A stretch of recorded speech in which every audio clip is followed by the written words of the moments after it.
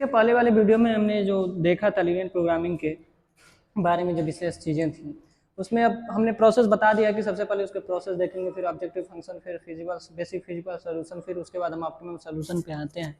लेकिन उसके पहले ऑब्जेक्टिव फंक्शन बनाते कैसे हैं, ये उसी प्रकार से है जिस प्रकार से हम कंज्यूमर बिहेवियर में डिफरेंस कर्व को और फिर कास्ट कर्व को ऐसे डिराइव करते हैं।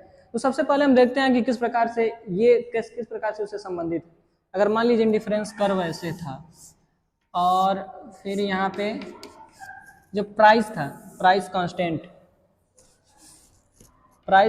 ऐसे था, तो यहाँ पे इसको सॉल्यूशन मिलता था। आपने देखा होगा कि यहाँ पे इसको संतुलन मिलता था। तो इसी प्रकार से इसका जब ऑब्जेक्टिव फंक्शन बनाते हैं, चूंकि देखिए ये प्रोसेस जरूरी है समझाना, क्योंकि क्वेश्चन तो हम लोग देख लेंगे लेकिन प्रोसेस जरूरी है समझाना। तो इसी प्रकार से जिस प्रकार से डिफरेंस कर्व में ऐसे होता था उसी प्रकार हम इसमें देखेंगे कि अगर मान लीजिए हमको रेवेन्यू इंक्रीज करना है, रेवेन्यू को बढ़ाना है, चाहे प्रॉफिट हो या रेवेन्यू हो, तो आप ऐसे देख सकते हैं कि जैसे रेवेन्यू बढ़ाना है और रेवेन्यू किस पे निर्भर होता है, it is a price and it's quantity. तो अगर मान लेते हैं हम प्राइस इज कांस्टेंट, तो जिस प्रकार से अगर प्राइस कांस्टेंट रहेगा तो रेवेन्यू बढ़ाने के लिए आपको क्या करना पड़ेगा, इफ यू वांट टू। तब इस वक्त में जैसे कि इस सिचुएशन में क्या हो जाएगा, R is function of X, अर्थात जब आर बढ़ेगा तो एक्स भी, देखिए जब एक्स बढ़ेगा तो आर भी बढ़ेगा। दैट इन केस जब ऑब्जेक्टिव फंक्शन बनाते हैं तो इसी प्रकार से ये जरूरी होता है हम लोग के लिए। इसी प्रकार से इसमें ऑब्जेक्टिव फंक्शन बनता है। अब देखते हैं हम किस प्रकार से ये काम आता है। इसमें ऑब्जेक्टिव फंक्शन बनाने के लिए अगर मान लीजिए कोई कंपनी है या कोई इकोनॉमिक्स है, कोई इकोनॉमीज में दो प्रकार की वस्तुएं हैं, एक्स और वाई, एक्स एंड वाई, और इसका प्राइस दिया हुआ है। एग्जाम्पल कि एक्स का जो प्राइस है वो 2 है और वाई का 3 है, और इस प्रकार से इसको रेवेन्यू अधिक करना है। देखिए दो चीजें हो सकती है, या तो प्राइस कॉस्ट को मिनिमाइज करें या रेवेन्यू को मैक्सिमाइज करें। तो इस स्थिति में आप देख लेते हैं, सबसे पहले हम लिखते हैं मैक्स ऑब्जेक्टिव फंक्शन में मैक्स आर, या कुछ भी लिख सकते हैं, यहाँ पे जेड लिख सकते हैं, कुछ भी। तो प्राइस कांस्टेंट है तो हम इसे 2 लिखेंगे, एंड ये जो है अब हमको क्या करना है, इसे मानना पड़ेगा कि यक्स वस्तु की जो है मात्रा, चूंकि प्राइस इसका कांस्टेंट है और वाई का भी कांस्टेंट है, तो हमें मानना पड़ेगा, क्योंकि हमें ओरिजिनल जब इसका मान निकालना है तो हमें मानना पड़ता है कि इसकी कितनी मात्रा उत्पादन करनी है। तो हम मानते हैं, तो मान लीजिए कि एक्स जो है अपनी वस्तु का x1 मात्रा उत्पादन कर रहा है और y है वो x2 मात्रा उत्पादन कर रही है। In that case objective function कैसे बनेगा, ऑब्जेक्टिव फंक्शन बनेगा 2x1 + 3x2। अब बस इस प्रकार से बनेगा, और हमें जब जैसे ही x1 और x2 का मान निकलेगा, हम इसका मान इसमें रखेंगे, तुरंत हमें पता चलेगा कि हमें x1 और x2 या x और y कितना हम मात्रा उत्पादन करें, जिससे हमारा जो r है अर्थात जो रेवेन्यू है, या समझ सकते हैं कि प्रॉफिट है, वो क्या हो, इंक्रीज हो, बढ़े, ऑप्टिमम हो। इस प्रॉब्लम को हम इस तरीके से सॉल्व करते हैं। इसमें हम देख सकते हैं, अब इसको लगाने से पहले इसके प्रोसेस को देखेंगे कि हमने तो देखा है कि किस प्रकार से ये बना है। अब हम इसमें चलेंगे कि कांस्टेंट की तरफ। ऑब्जेक्टिव फंक्शन बन गया, अब देखते हैं कांस्टेंट कैसे बनता है। इसको सवाल जब लगाया जाएगा तो उसमें देखा जाएगा, उसमें अच्छी तरीके से समझ में आएगा। वैसे आप इसको स्टेप बाय स्टेप लिखते जाएं। और इसके अलावा जब देखेंगे, हमने सबसे पहले प्रोसेस देखा है, फिर ऑब्जेक्टिव फंक्शन देखा है, उसके बाद हम देखते हैं कांस्टेंट पे। कांस्टेंट क्या होता है, इसको हम प्रतिबंध बोलते हैं। प्रतिबंध कैसा, ये दो प्रकार से हो सकते हैं। ये एक होता है फाइनेंशियल या टेक्निकल, और दूसरा होता है नॉन टेक्निकल। इसमें क्या हो सकता है, जो सबसे पहला है इसमें हो सकता है संसाधन। जैसे मान लीजिए फैक्टर ऑफ प्रोडक्शन आप ले सकते हैं, लेबर हो सकते हैं। जैसे मान लीजिए ऐसे हो सकता है कि जो लेबर है उनकी संख्या 4 है, तो ये भी एक कांस्टेंट है। हो सकता है कि जो पूंजी है इसकी कुछ मात्रा फिक्स है, जैसे मान लीजिए 5 है, तो ये भी एक कांस्टेंट है। इस तरीके से कांस्टेंट बनते हैं। उसका नॉन नेगेटिव, जो नॉन टेक्निकल होते हैं या नॉन नेगेटिव इसे हम बोलते हैं।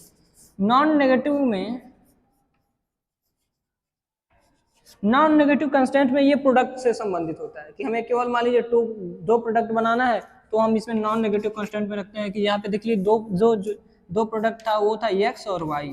तो इट इज, इसको हम लिखते हैं it is greater than equal to 0, क्योंकि अगर मान लीजिए हमें कॉस्ट को मिनिमाइज करना है या रेवेन्यू को मैक्सिमाइज करना है, तो जो एक्स और वाई होगा इसका उत्पादन 0 से अधिक होगा या तो बराबर होगा। इसका मतलब 0 से कम तो हो नहीं सकता, नहीं तो हम इसको कैसे कॉस्ट को कम करेंगे।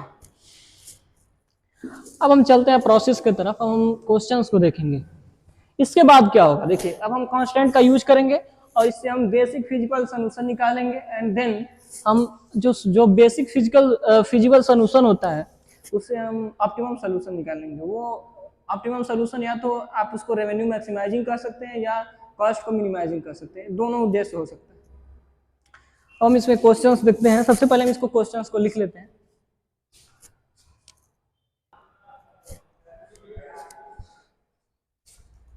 तो हम इस क्वेश्चन को देखते हैं, लेकिन इस क्वेश्चन को देखने से पहले हम ये देखेंगे कि इसको सॉल्व कैसे करते हैं। इसको सॉल्व करने के लिए दो मेथड हैं, एक है नॉन मैथमेटिकल और दूसरा, हम इसको लिख देते हैं। ये दो प्रकार का है, एक है नॉन मैथमेटिकल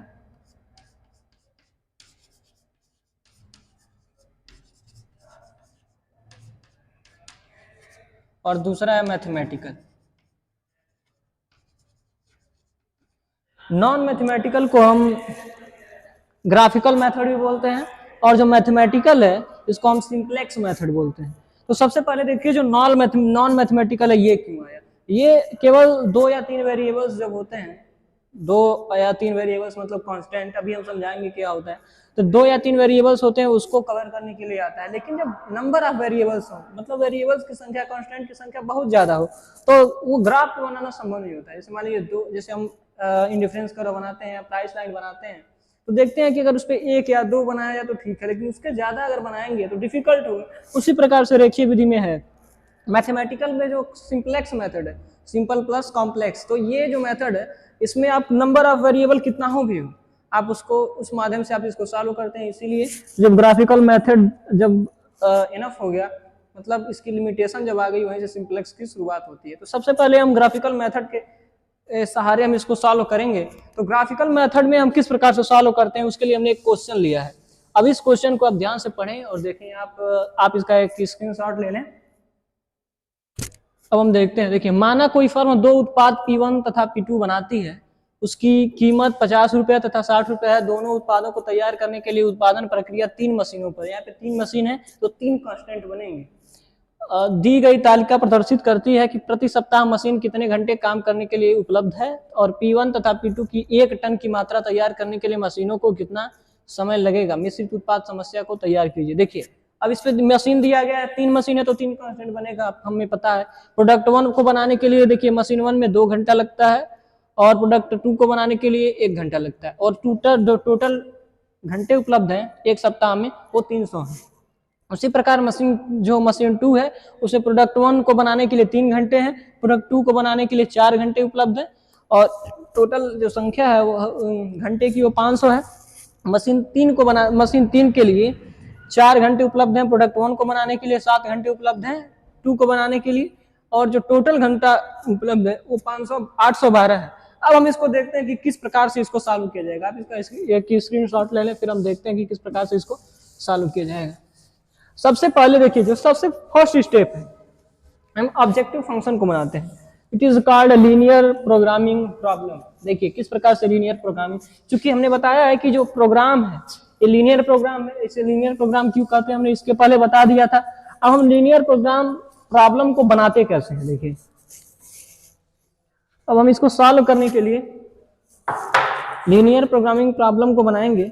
और लीनियर प्रोग्रामिंग प्रॉब्लम के लिए देखिए यहाँ पे दो है, P1 और P2 है।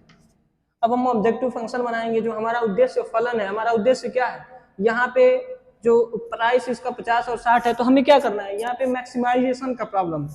It is a problem of maximization. अब मैक्सिमाइजेशन में क्या करेंगे, ऑब्जेक्टिव बनाने के लिए मैक्स जेड या कुछ भी ले सकते हैं। तो मान लीजिए मैक्स जेड है इक्वल टू, अब चूंकि 2 प्रोडक्ट है और इसका मान लीजिए 50 रुपया दिया गया है, हमने बताया है पहले, और इसका 60 रुपया दिया गया है। और चूंकि हमें पता नहीं है कि कितना उत्पादन कर रही है, जो कंपनी है कितना उत्पादन कर रही है, हमें पता नहीं है इस प्रोडक्ट का और इस प्रोडक्ट का कितना उत्पादन होना चाहिए, जिससे हमारा जो मैक्स जेड है, जेड मतलब लाभ, वो जितना लाभ है वो क्या हो, सबसे अधिकतम हो। तो हम देख लेते हैं प्राइस इसका इतना है। इसका मतलब ये है कि 1 टन बनाने में 1 टन का 1 यूनिट का जो प्राइस है, 1 यूनिट का प्राइस वो है 50। तो हमें जो उपलब्ध मात्रा हमें पता नहीं है, तो हम मान लेते हैं कि जो P1 है वो X1 मात्रा बना रहा है और P2 है X2 मात्रा बना रहा है। तो इसका ऑब्जेक्टिव फंक्शन क्या होगा, 50x1 प्लस 16x2। 50x1 अर्थात हमें इसका मतलब हमें पता नहीं है कि कितना बनाएगी, तो हमें x1 और x2 का मान निकालना है। तो हम मान लेते हैं कि ये x1 बना रही है और ये x2 बना रहा है। It is our objective function, है हमारा उद्देश्य फलन है। अब हम कांस्टेंट बनाएंगे। हमने बताया था कि जब 3 प्रकार, देखिए 3 मशीन है, तो 3 मशीन है तो तीनों का एक प्रोसेस है। तो हम यहाँ पे कांस्टेंट से, जो कांस्टेंट है तीनों, हम कैसे कांस्टेंट बनाते हैं इस मशीनों के द्वारा, देखिए किस प्रकार से हम इसको बनाएंगे कांस्टेंट से। सबसे पहले अब देखिए, जो सबसे पहला अगर देखेंगे आप, तो उसका जो बनेगा वो होगा 2x1 पहले मशीन का plus x2 less than equal to 300। ये पहला कांस्टेंट है। दूसरा, इसी प्रकार 3 कांस्टेंट बनेंगे। अब अगर क्वेश्चन में देखें, इसी प्रकार से दूसरा बनेगा 3x1 plus 4x2 greater than less equal to 500। और तीसरा जो बनेगा वह 4x1 plus 7x2, 4x1 plus 7x2 equal to 812। देखिए हम इसको ऐसे क्यों लिखते हैं, इसका मतलब ये है कि जो हमारे पास कुल एक हफ्ते में तीन घंटे, केवल 300 घंटे उपलब्ध है। तो हमें करना क्या होता है कि जो लेस देन इक्वल टू, अर्थात 3 घंटे में या तो बना लो या तो इससे कम घंटे में बना लो, इसीलिए हम लेस देन इक्वल टू लिखते हैं। और इस या तो 300 घंटे बनाए या तो उससे कम घंटे में बनाए, और हमें कितना उपलब्ध है। अब जो तालिका उसमें आप देखें, जो पहली मशीन में जो x बनेगा, जो P1 उत्पाद बनेगा, उसके लिए कितना उपलब्ध है, 2 घंटा। क्योंकि x1 मात्रा उत्पादन कर रही है, हमने माना है, तो हमने इस x1 को लिख दिया। फिर जो पहली मशीन है वो जब y को बना रही है, या P2 मान लेते हैं, P2 को बना रही है, वो केवल 1 घंटा उपलब्ध है, तो हम x2 मान लेते हैं। क्योंकि 1 × x2 होगा तो केवल x2 लिखेंगे। तो इस प्रकार से हमने तीनों कांस्टेंट को तैयार कर लिया, 1 मशीन, 2 मशीन और 3 मशीन। इट इज हम इसको सब्जेक्ट 2 के रूप में लिखते हैं। हम इसको लिखते हैं सब्जेक्ट 2, कांस्टेंट को लिखते हैं सब्जेक्ट 2, और इन्हीं के माध्यम से हमारा बेसिक फिजिबल सोल्यूशन होता है। और इट इज ये हमारा जो सबसे फिजिबल, ये हमारा अब हम लिखेंगे जो टेक्निकल, यहाँ पे तो कांस्टेंट मिल गया, अब लिखेंगे जो नॉन नेगेटिव कांस्टेंट। इसको हम यहाँ पे लिख लेते हैं, यहाँ पे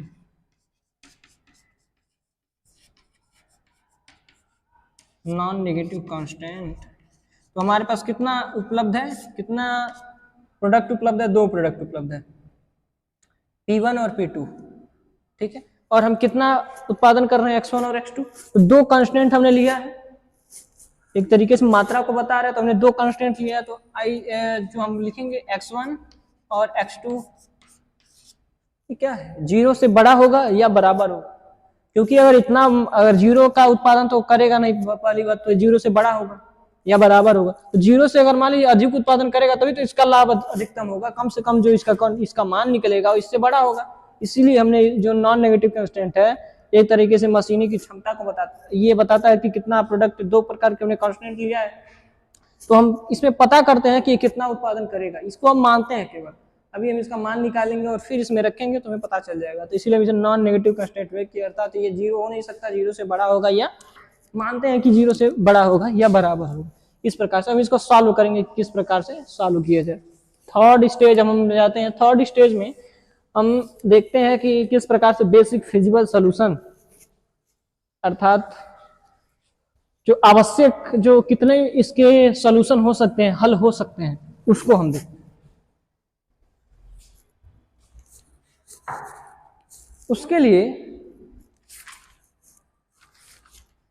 उसके लिए हम सबसे पहले देखेंगे कि जो तीनों हमने कांस्टेंट लिया था, इसको हम जब ड्रॉ करेंगे रेखा पे, जो आरेख इसका बनाएंगे, तो सबसे पहले ड्रॉ करेंगे। तो उसको किस प्रकार से करेंगे, हम मान लेंगे, जैसे मान लीजिए हमको केवल हमें x1 और x2 का मान निकालना है, तो हमें मानना पड़ेगा कि मान लेते हैं कि जब कंपनी, हम इस प्रकार से हम उसमें प्राइस लाइन बनाते थे, प्राइस लाइन ड्रॉ करते थे, तो हम जैसे जब प्राइस लाइन ड्रा करते थे तो मान लेते थे कि एक्स अगर मान लीजिए 0 उत्पादन कर रहा है तो वाई पे अगर उपभोक्ता मैक्सिमम अगर मैक्सिमम अपना सारा पैसा खर्च कर रहा है तो वो कितना खर्च कर सकता है, तो पूरा खर्च करता है। उसी प्रकार से जिस प्रकार से हम बजट लाइन बनाते थे उसी प्रकार इसमें बनाने के लिए हम उसी जो तीनों कांस्टेंट है उसको 0 मान करके हम उसके जो आरेख पे जो बनाएंगे उसको हम किस प्रकार से प्रदर्शित करेंगे हम देखते हैं इसको।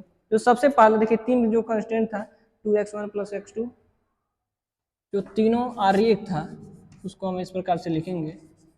x2 यहाँ पे जो 300 था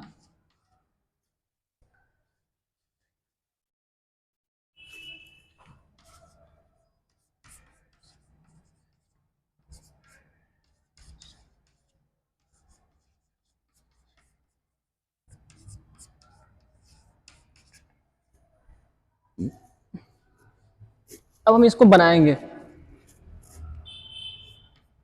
जिस प्रकार हम ये आरेख पे ड्रा करने के लिए किस प्रकार से बनेगा, आरेख पे ड्रा करने के लिए हम इसको सॉल्व करेंगे। अब मान लीजिए हम अगर हम मान लेते हैं कि जो उपभोक्ता है जो कंपनी अगर जो मशीन है उसमें केवल एक वस्तु को बनाया जाता है, मान लीजिए एक्स को बनाया जाता है वाई को नहीं। जब वाई को नहीं बनाया जाता, देखिए सबसे पहले तो हम क्या करेंगे, जब ये नहीं बनाया जाता है केवल ये बनाया जाता है तो क्या करेगा, पूरे घंटे का उपयोग करेगा। ठीक है, तो अब हम क्या करेंगे यहाँ पे x2 = 0 मान लेते हैं।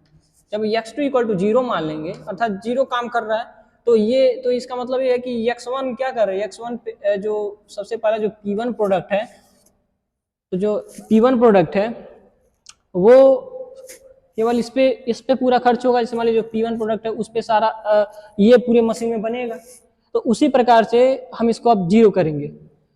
जब x2 0 है तो हम इसको लिखेंगे कि 300 अपन इसको यहाँ पे आ जाएगा x1 = 2 हो जाएगा। तो जो x1 हो जाएगा वो कितना हो जाएगा, 150 हो जाएगा। x1 150 हो जाएगा। और जब x1 150 हो जाएगा तो इसी प्रकार से हम दूसरा देखिए एक और बनाने के लिए हम क्या करेंगे, यहाँ पे ऐसे मान लेते हैं कि जो x2 = 0 ऐसा ही बनाने के लिए x1 = 0, जब x1 = 0 मानेंगे तो x2 का मान कितना हो जाएगा, 300 हो जाएगा। बस हमें जो पहला है अब मान लेते हैं यहाँ पे हम इसको ऐसे लिखेंगे कि x1 = 150 और x2 = 300। अब हम इसको मान लेते हैं कि A8 रेखा से हम इसको प्रदर्शित करेंगे। ठीक है, आरेख पे नंबर दूसरा इसी प्रकार से बनाएंगे। अब इसी प्रकार से तीनों को हम बनाएंगे उस पर प्रदर्शित करने के लिए, जिस प्रकार से हम प्राइस लाइन जो बनाते थे उसी प्रकार से हम इसको बनाएंगे। तो सबसे पहले अब हम मान लेते हैं x1 = 0, x1 का उत्पादन 0 हो रहा है तो सारा उत्पादन किसका होगा, मशीन 2 में। x2 का होगा, x2 का जैसे मान लीजिए P2 प्रोडक्ट का होगा तो x2 का अगर हम देखेंगे तो सबसे पहले हम इसको किस प्रकार से निकालेंगे। अगर x1 = 0 तो 500 है, 500 तो x2 = 4 दैट इज, तो x1 = कितना, x2 = कितना हो जाएगा, x2 = हो जाएगा 125। ठीक है, और अगर इसी प्रकार से हम मानेंगे x2 = 0, जैसे हम x2 = 0 मानते हैं तब कितना हो जाएगा, यहाँ पे 3 है तो हम यहाँ पे लिख देंगे x1 = 500/3 भैया।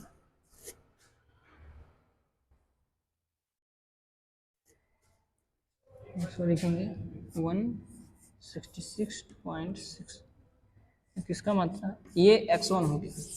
अब हम इसको यहाँ पे लिखेंगे इस दूसरे वाले पे ऐसे करके, आप इसको लिखिए जैसे हम लिख रहे हैं, you have to write down like that.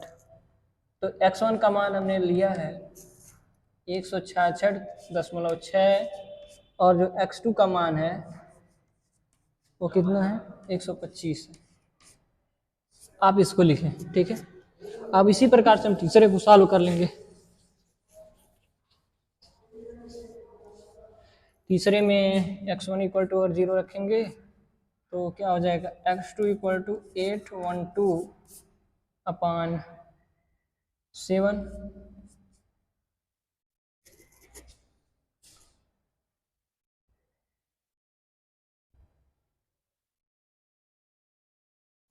तो x2 इक्वल टू 116, और इसी प्रकार से अगर हम x1 इक्वल टू 0 लिखेंगे, x2 इक्वल टू 0 लिखेंगे, तो x1 का जो मान होगा वो हो जाएगा 812, x1 इक्वल टू 812/4, क्या ये हो जाएगा 203। तो अब हम इसको भी हम यहाँ पे लिखेंगे। इसको हम मान लेते हैं कि बी बी डैश रेखा से हम इसको दिखाएंगे, प्रदर्शित करेंगे, और इसमें हम लिख देंगे 203 x1 का मान, और यहाँ पे x2 का मान लिख देंगे 116। इस प्रकार से हम इसको लिखेंगे कि हम इस तरीके से रेखा पे प्रदर्शित करेंगे। अब हम क्या करते हैं, इस कांस्टेंट को हम क्या करेंगे, इसको हम इसको मिटा देते हैं और फिर हम आरेख को बनाते हैं। आप इन सारी चीज़ों को लिखते चलिए।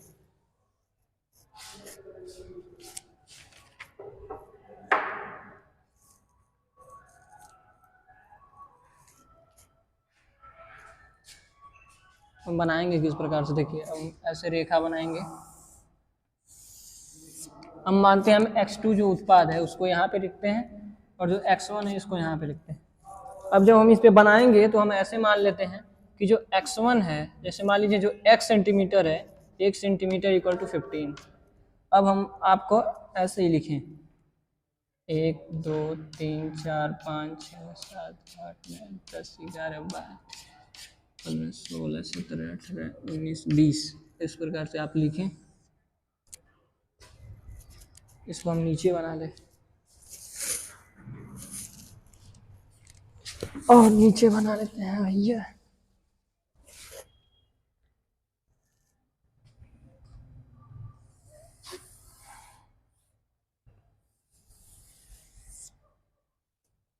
यहाँ से लिखते हैं 1 2 3 4 5 6 7 8 9 10 11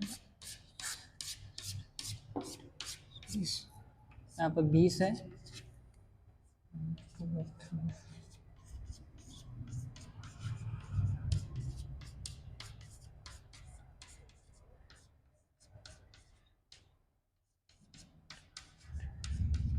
और ऐसे ही यहाँ पे भी लिख देंगे।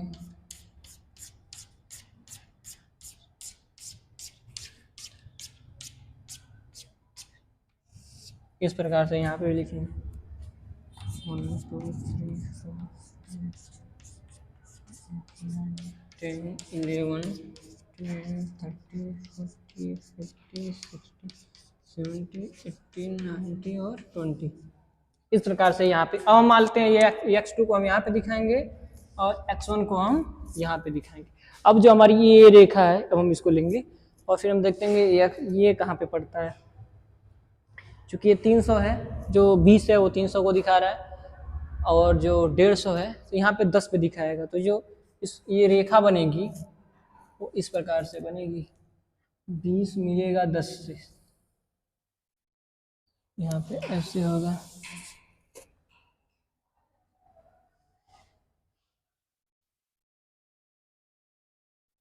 इस प्रकार से अगर आप कॉपी में बनाएंगे तो सीधे बनेगा।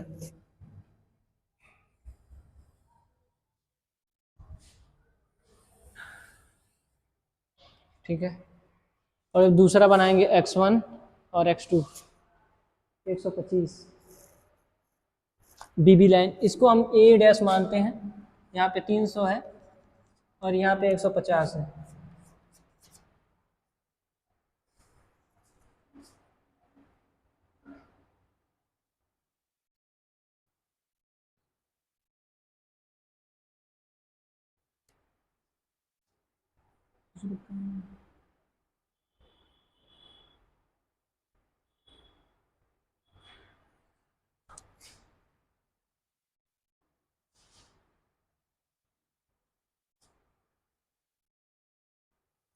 इसको हम ऐसे दिखाएंगे। ठीक है, उसके अलावा बचेगा तीसरा,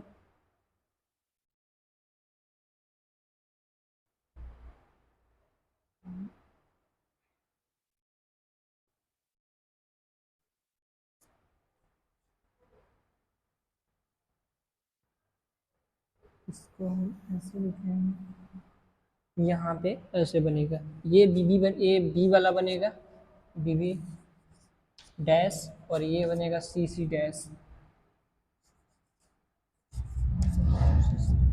इस प्रकार से, जिस प्रकार से हमने देखी वहाँ पे 300 लिया था, क्योंकि हमने इसी प्रकार से रेखा माना है, ये 300 है और ये 150 है, उसी प्रकार से हमने माना है। ऐसी प्रकार से हमने बी डैश बनाया, इसी प्रकार से सी डैश बनाना है। आपने देखा है कि x1 इक्वल टू 166.6 और x2 इक्वल टू 125। तो हमने अब इसको कैलकुलेट कर लीजिएगा, इतना ही आएगा। और फिर इन सारी चीज़ों को देख के अगर हम ऐसे बनाते हैं। और एक और नियम है जिसको हमें देखना चाहिए,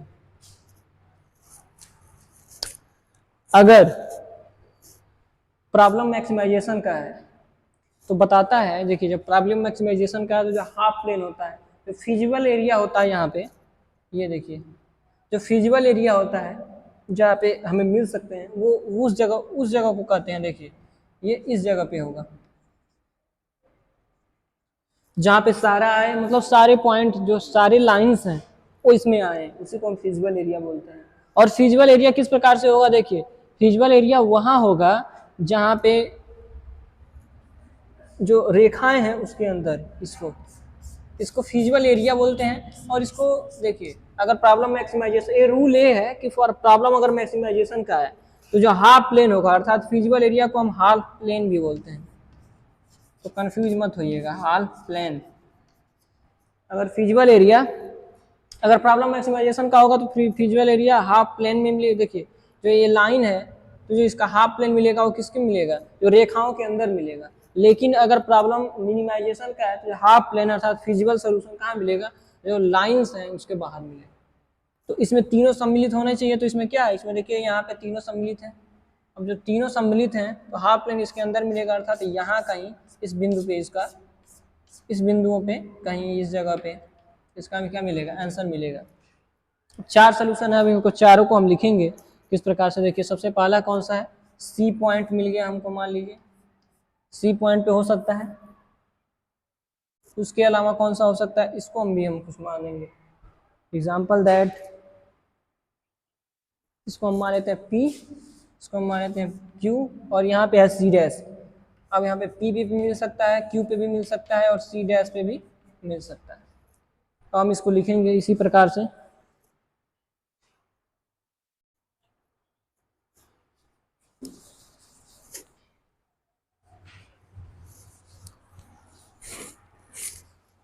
C पे हम देखते हैं सबका मान, C का मान कैसे है, यहाँ पे देखिए C पे जो x2 का मान है, x1 का मान कितना है, C पे x1 का मान है, यहाँ पे देखिए x1 का मान लिखेंगे, यहाँ पे x2 का मान लिखेंगे। तो C पर जो x1 का मान है वो कितना है, x1 का मान 0 है, और x2 का मान कितना है, 116 हमने बताया था आपको। इसी प्रकार से हम देखेंगे P बिंदु पर, तो P बिंदु पर अकेले नहीं है, P बिंदु किस पे है, एक BB लाइन पे है और ये किस पे है, CC लाइन पे है। तो हम इसको सॉल्व करेंगे, BB लाइन पे है, PB डैश पे और CC डैश पे। Q लाइन किस पे है, इसी प्रकार से है, ये डैश पे है, देखिए A और A डैश पे है, और दूसरा लाइन है CC डैश पर है। अब उसके अलावा C डैश पे क्या है, C डैश पे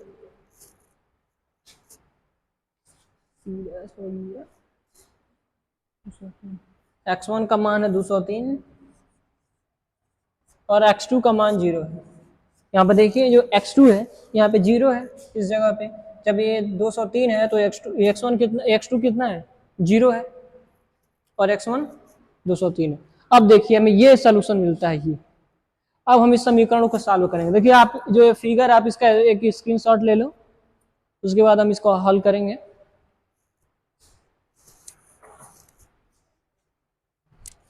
अब इसको हल कैसे करेंगे, जैसे मान लीजिए अभी तो हमें पता चल गया है कि ये सारी चीजें हैं,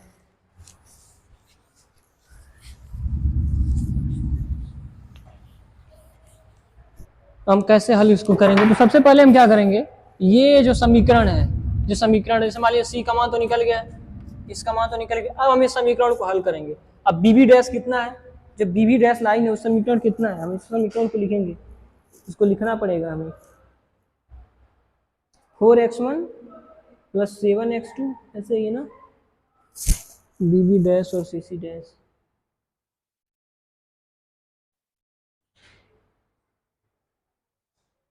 हम इसको सॉल्व करेंगे BB डैश को और CC डैश को।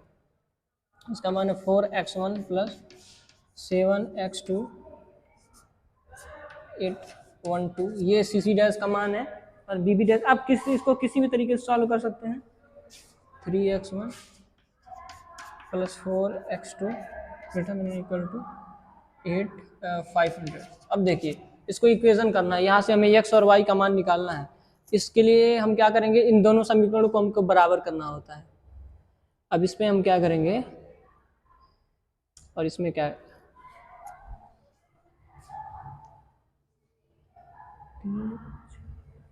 इसमें हमें किसी प्रकार से इसको बराबर करना है।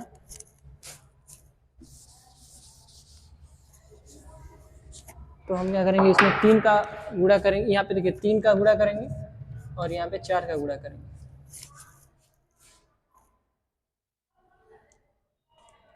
7 तरीके 21,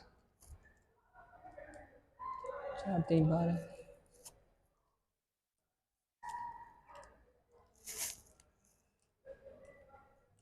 देखिए अब इसमें क्या करेंगे, किसी भी एक को बराबर करना है। अब इसमें जब गुणा करेंगे तो कितना हो जाएगा, 4 3 12 x1 प्लस 21x2। और यहाँ पे देखिए जो इक्वलिटीज़ है इसको हम बराबर करेंगे और इसमें हम इसका गुणा कर देंगे। 3 दूना 6, 3 3 के 24।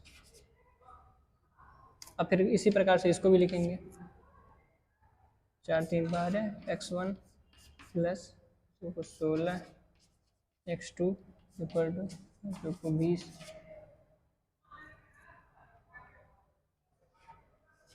इस प्रकार से हम लिखेंगे। अब हम इसको घटा देंगे ऐसे, 6 3 यहाँ पे आ जाएगा 4, इसको काट देंगे। अब देखिए 21 में से 16 जाए हो जाएगा 5x2, यहाँ पे 5 है, 5x2 क्या बचेगा, ये तो कट गया। अब क्या बचेगा, अब ये जो बचेगा x2, तो हम x2 इक्वल टू क्या लिखेंगे, 436/5। हम इसको कट करेंगे, 5 8 40,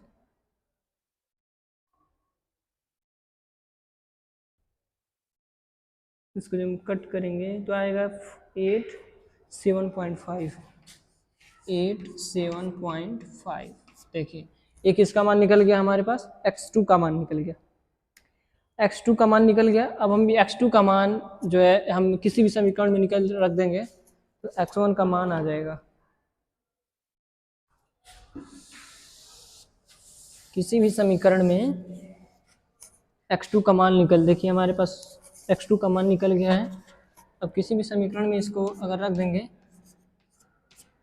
तो x1 का मान आ जाएगा। जैसे मान लीजिए हम इसमें रख देते हैं, इसमें हम रख देते हैं, इसमें अगर रखेंगे तो हो जाएगा 4x1 प्लस 7, इसको हम गुणा कर लेंगे, 7 इंटू 8 7.5। अब ये कितना है, 812, इसमें गुणा कर देंगे। इसी प्रकार से इसको सॉल्व करेंगे। इसको सॉल्व जब करेंगे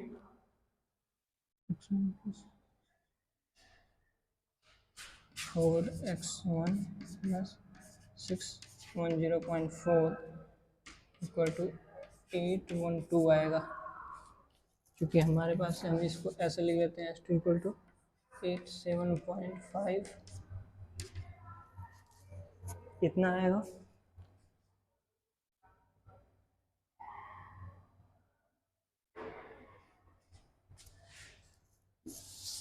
अब हम क्या करेंगे, अब देखिए 4x1 है, अब हम 812 में से 610.4 घटा देंगे।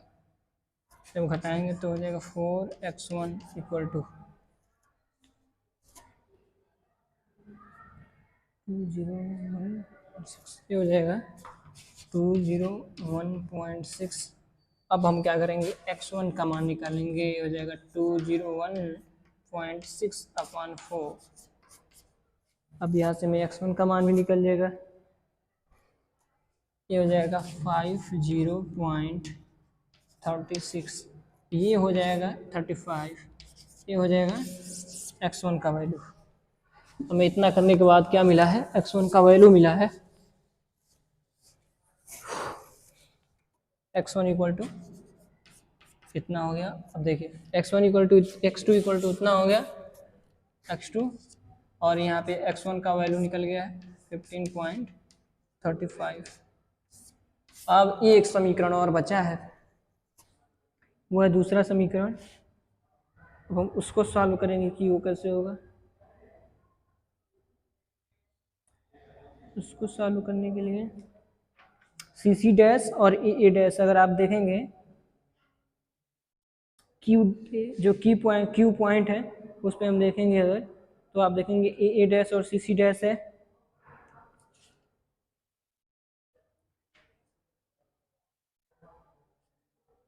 जो सी सी डैश है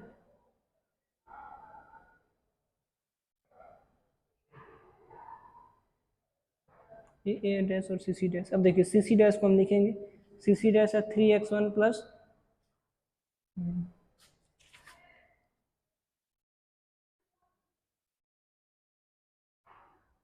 ए डैश सी सी डैश,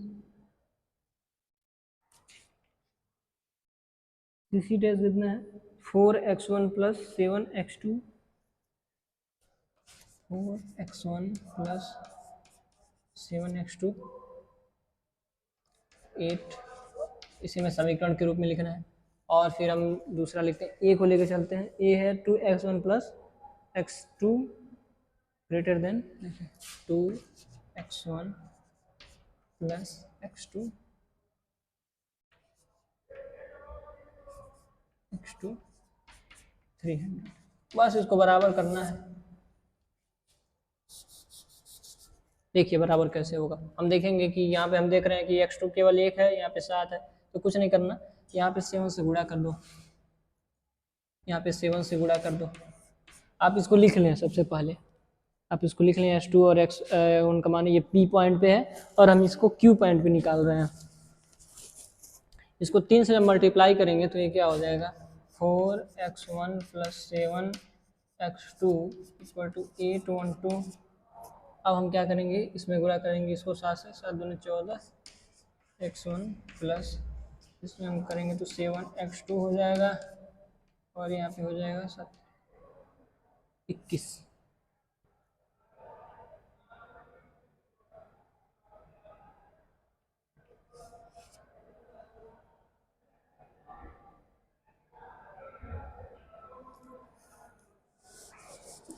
इसको घटाना है तो हम इसको ऊपर लिख लेते हैं ऐसे, क्योंकि घटाना पड़ेगा, तो यहाँ पर हम लिख देते हैं 2,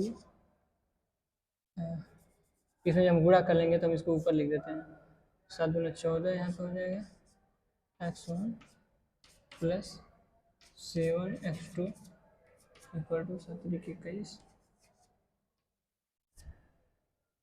और फिर यहाँ पे ऐसे हो जाएगा। जब हम घटाएंगे हो जाएगा 0, 8 हो जाएगा, यहाँ पे 0 है तो फिर यहाँ पे आ जाएगा 10। एक सेकेंड हम इसको लिख के यहाँ पे सबसे पहले देखेंगे तो 7x2 से 7x2 कट जाएगा, बचेगा ये। इसमें हमने देखा है कि जो P पॉइंट पे हमने निकाला था, हम Q पॉइंट पे निकाल रहे हैं, तो सबसे पहले हमने क्या किया है, इसको किसी भी तरीके से हमको क्या करना है, इसको बैलेंस करना है, इसको निकालना है, हमें x1 का मान निकालना है किसी भी तरीके से।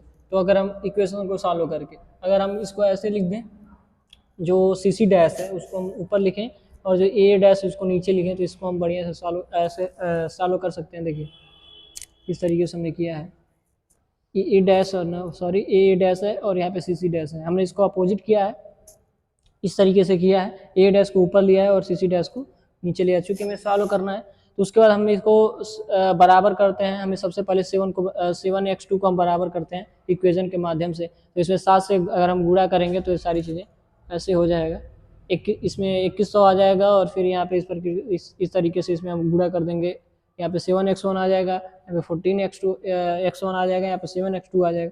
फिर हम इसको काटेंगे, फिर काटने के बाद यहाँ पे 10x1 आता है और यहाँ पे 288 आता है। और फिर हम इसको जब सॉल्व करेंगे तो यहाँ पे 28.8 आ जाएगा, x1 का वैल्यू आ जाएगा।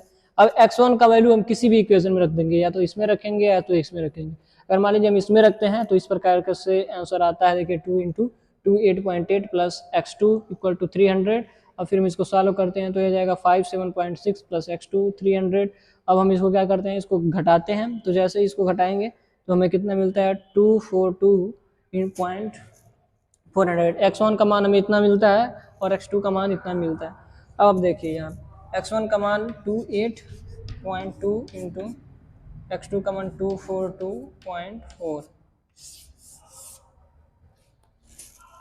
अब हम इसको सॉल्व करेंगे। अब जो हमारा ऑब्जेक्टिव फंक्शन था ऊपर, अब इसमें जो हम लोग का जो मान निकला है उन सबको उस ऑब्जेक्टिव फंक्शन में लिखेंगे, और उस ऑब्जेक्टिव फंक्शन में रखने पे x1 और x2 का मान जिसमें सबसे अधिक, इसमें वैल्यू सबसे अधिक आती है, चूंकि हमें रेवेन्यू मैक्सिमाइजेशन करना है, तो जिसमें सबसे अधिक प्रॉफिट होता है या रेवेन्यू अधिक होता है वही हमारा x1 और x2 का मतलब उतना ही उत्पादन किया जाएगा। P1 तथा P2 को उतना ही उत्पादन किया जाएगा। अब हम इसको सॉल्व करके देखते हैं आगे किस प्रकार से करेंगे।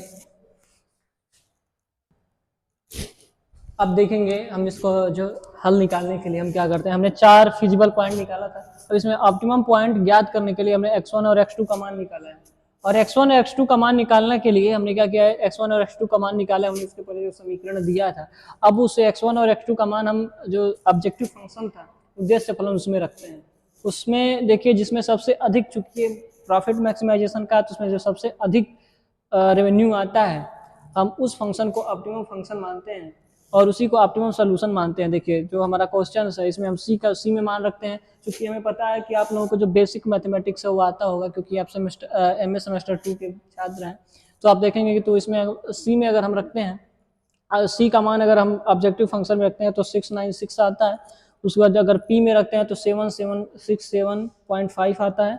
उसके बाद अगर क्यू में रखते हैं तो 15954 आता है, जिससे सबसे अधिक है। उसके अलावा अगर हम सी डैक्स में रखते हैं तो उसमें 10150 आता है। तो इसमें जो सबसे अधिक है, देखिए जो सबसे ऑप्टिमम जो पॉइंट है, सब फिजिबल सोल्यूशन है, इसमें से जो ऑप्टिमम सोल्यूशन है वो हमारा क्यू पॉइंट पे है। देखेंगे जो तीसरा पॉइंट है उसमें x1 का मान 28.2 है और x2 का मान 242.4 है। और यह अर्थात यह है कि जो फैक्ट्री है वो P1 का कितना मात्रा उत्पादन करेगी, वो है x1 मात्रा उत्पादन करेगी, जिससे इसका मान कितना होगा, x1 मात्रा जो है, x1 मात्रा का मान कितना है 28.2, और जो P2 है उसका x2 मात्रा उत्पादन करेगी जिसका मान है 242.4। इतना मात्रा x2 का और इतना मात्रा x1 का P1 और P2 द्वारा उत्पादित किया जाएगा। इसका जो मैक्सिमम रेवेन्यू हो जाएगा वो 15,954 होगा, तो सबसे मैक्सिमम रेवेन्यू होगा। ये मैक्सिमाइजेशन टाइप का क्वेश्चन था। इसके अलावा हम एक और क्वेश्चन देखेंगे, इस प्रकार से हम मैक्सिमाइजेशन रूल के माध्यम से इसको निकाल सकते हैं। अब इसके जो अगली वीडियो होगी उसमें हम देखेंगे मिनिमाइजेशन टाइप के जो क्वेश्चन है उसको कैसे सॉल्व किया जाता है। तो आज के लिए बस इतना ही।